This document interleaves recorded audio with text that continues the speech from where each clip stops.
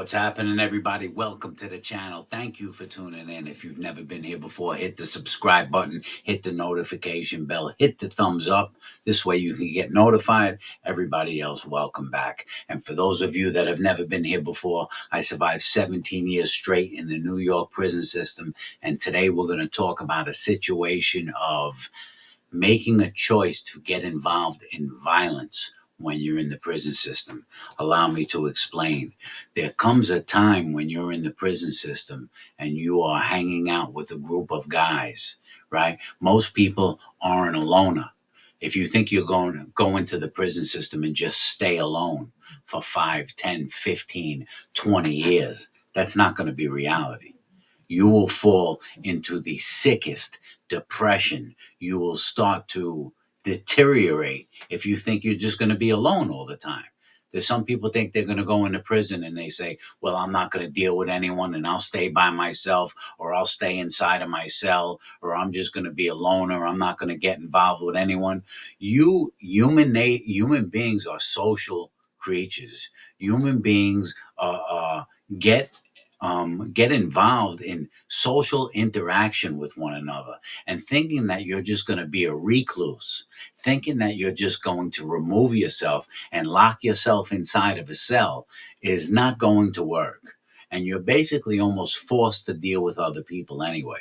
So the point I'm making to you is that when you go into prison, you usually get involved with a group of guys, right? Like I said, the Jamaicans hang out with the other Jamaicans, the Mexicans hang out with the other Mexicans, the white guys hang out with the other white guys, and that's your crew of guys that you hang out with, right? And that's the way it is. And that's really just the way that it is, man. And so what I'm telling you is that when your group that you hang out with gets in a problem, when the group that you hang out with is involved in some type of turmoil, or involved in some type of situation that is going to turn possibly violent, you have a choice to make. And the choice that you have to make is, do I get involved in the situation and stick together with my band of brothers? Do I stick together with the group of guys that I spend every day with? Or do I walk away from the situation to protect myself and make sure that I don't get into any trouble?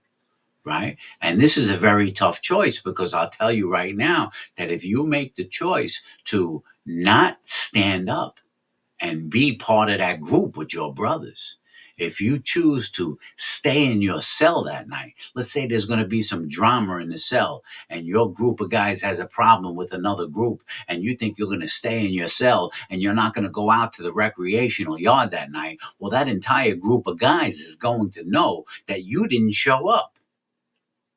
That entire group of guys are going to know that you were a coward. That entire group of guys is going to know that you can't be counted on and you can't be trusted. And what's going to happen is you're not going to be welcome inside of that group anymore. You will be an outcast. You will be what's called mudded out.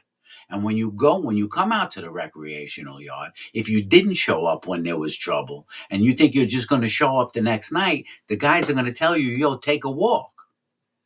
And you're going to be thrown out to the wolves. Right? And then everyone will know that you can't be a person that's counted on, and you have to live in there for years.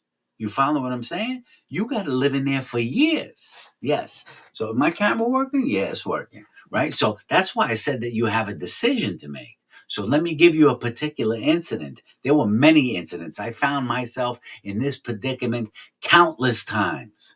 Countless times. I could tell you story after story about situations. But in this particular incident, this was an Attica correctional facility, it was an Attica prison, and we had a problem over the phone. Okay. These days, the prisoners have tablets and they could communicate with their loved ones through tablets. They could send emails, they could make phone calls. Well, we didn't have that when I was in prison. The only way to make a phone call in prison was when you went out into the recreational yard. There were 6 telephones out there. There were 500 guys out there and 6 telephones. And in order to make a telephone call, you had to be part of one of a particular group. So let's see if I can remember it specifically. The gang, the Bloods, they had their own telephone. The Latin Kings had their own telephone. The Jamaicans had their own telephone. The white guys had their own telephone. The Spanish guys had their own telephone. And then there was a neutral phone. And the neutral phone was for anyone was able to use the neutral phone. But there would be a line for the neutral phone that was 50 deep.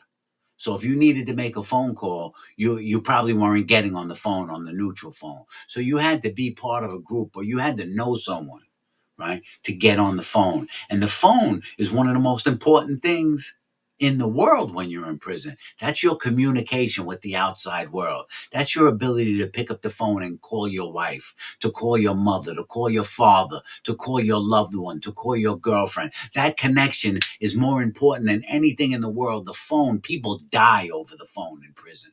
People get stabbed and killed over the phone in prison. And so, what had happened in this particular incident is the white guys had a problem with the phone because another group of guys was picking up our phone that belonged to us, and white guys couldn't get on the phone because these other guys were using it. That's a violation.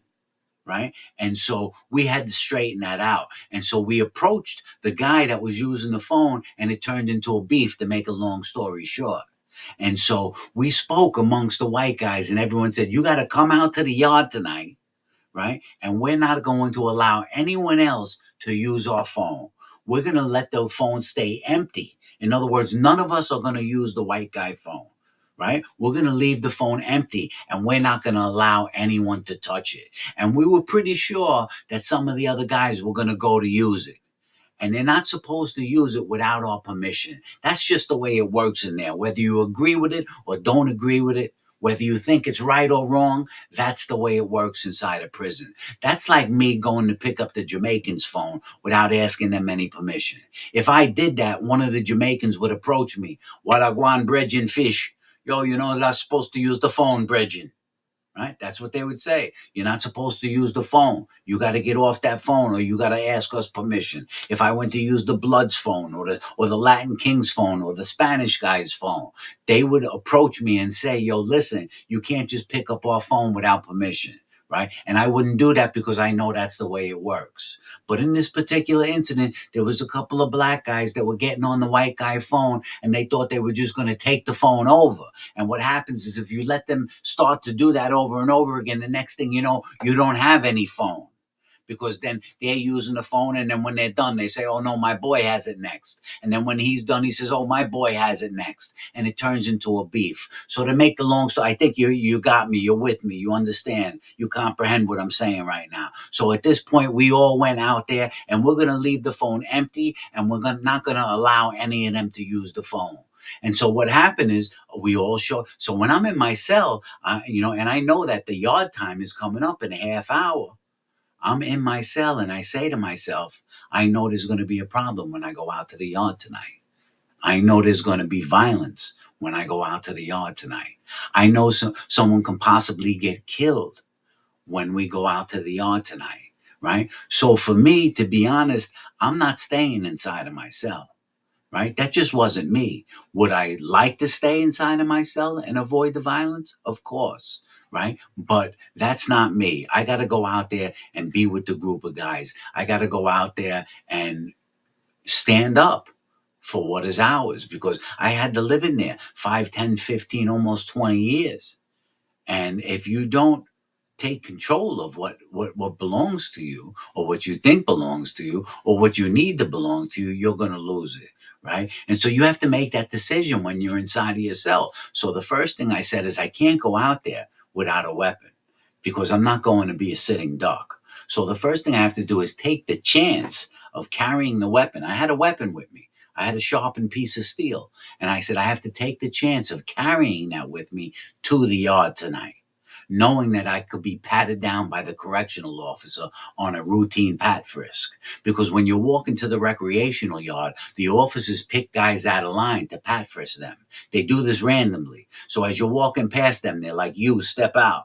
You step out." Then they let a few more go. You step out, put your hands on the wall. And they routinely pat you down. So you don't want to get caught with the weapon, but I got to take the chance. These are the predicaments you'll find yourself in when you're incarcerated, right? Where you're risking your own freedom, risking going to solitary confinement for years, risking more time added to your sentence, or risking not showing up and having the entire group of guys that you hang out with mutt you out and throw you to the wolves? Or do you stand up for what's right?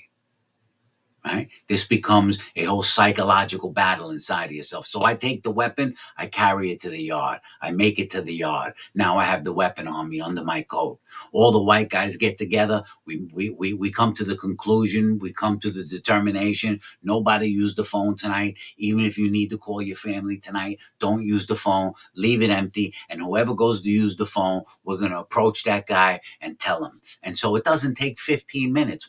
Because when guys go to the yard, that a lot of them run to the phones right away. And so when we come out to the yard, we go to the section that we hang out in, and we're hanging out, we're watching the phones. And as all the guys start coming out, one of the guys goes right to the white guy phone, which was the phone in the middle, phone number 3, and he picks it up and he starts making the phone call. So we don't wait. All of us walk over there and we tell him, yo, hang up the phone.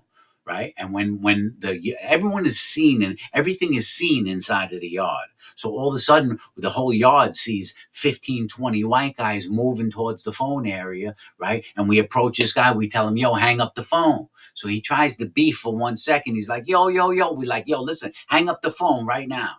And so he hangs up the phone. We told him, don't ever pick that up again. You can never pick that phone up again without permission. You want to use that phone, you ask us to use the phone. You understand? So he saw 15 white guys surrounding him, and he was looking for his boys, and a couple of his boys did show up, right? And at this point, I literally have my hand on the knife under my jacket. I'm like, this is going to get bad real quick, and I'm going to have to stick this inside of someone. And a few guys came to speak up for him, and we just laid the record down. We like, yo, listen, this is the way it is. You can't just pick up that phone without permission and use that phone. That's not the way it works. Right? You have to ask us to use that phone just like we have to ask to use any other phone. And if you guys want to have a beef with it, that's it. Right? So it turned out in this situation that we were able to avoid the situation without violence. We were able to let them know that we were willing to take it to the next step. We let them know that we were willing to stab someone. We were willing to take someone's life over the telephone. And when all is said and done, it's not over the telephone. It's over the fact of not losing the little bit that you have. It's all because once you lose that, you start to lose everything. In prison, you have to stand up for yourself. In prison, you have to stand up for the little bit that you have. Because if you don't stand up for it, you're going to lose it. So as I said, in that situation, they realized that there was a whole group of us, 15 of us, 20 of us, and that we were serious, and that we put our foot down, and we let them know if this happens again, someone's going to lose their life. You don't pick up the phone without permission from us, right? And that's the way prison is. If you're in there, you will find yourself in those intense situations. You know, it's nerve-wracking. It's scary. Yeah, it's nerve-wracking and it's scary, because you never know what's going to happen. At any moment, as they say, it could have popped off. It could have popped off right there. And if I would have had to stab someone in the recreational yard where all those witnesses were there, I wouldn't be free today. I probably would have gotten another 10, 15, 20 years added to my sentence, as well as some of the other white guys that were there. But my point of this whole story is 2 points. One, those are the situations you would find yourself in. Scary situations where you have to make decisions to stand up for what you believe is important to stand up for. And two, that if you don't stand up, you will lose everything and live in there more miserable. If we didn't stand up for that phone that night, then we wouldn't have had a phone to use anymore. And then when new guys came in, when other white guys came in, they wouldn't have had a phone to call their families. And it's a pack of wolves, and everybody's fighting to take control over something. Guys want to control the TV. Guys want to control the phone. Guys want to control the weight pile where you work out. Guys want to control the basketball court. Guys want to control, everything. It's all about this taking control because guys have nothing. When you're in there, you have absolutely nothing. You've lost everything in the world. You've lost your freedom. You've lost a lot of your family. You've lost your ability to drive a car, your ability to go to the store, your ability to, to walk on the beach or to walk. You've lost everything. You've lost your girlfriend, a lot of them. You've lost your wife. You've lost your children. And so because you've lost so much, you're trying to get control over anything you can in there. The intelligent people, especially the people that aren't that intelligent, these are the most meaningful things in the world to them. The phone, the basketball court, the television. They're willing to die over these things. And so you have to know what you should fight for and what you feel is not worth fighting for. You have to keep into account, will I lose everything and stay in here for the rest of my life if I get involved in this situation? What happens if I don't get involved in this situation? How hard does my time become? It's a real psychological existence. That's part of being in the prison system. I'll talk to you guys later.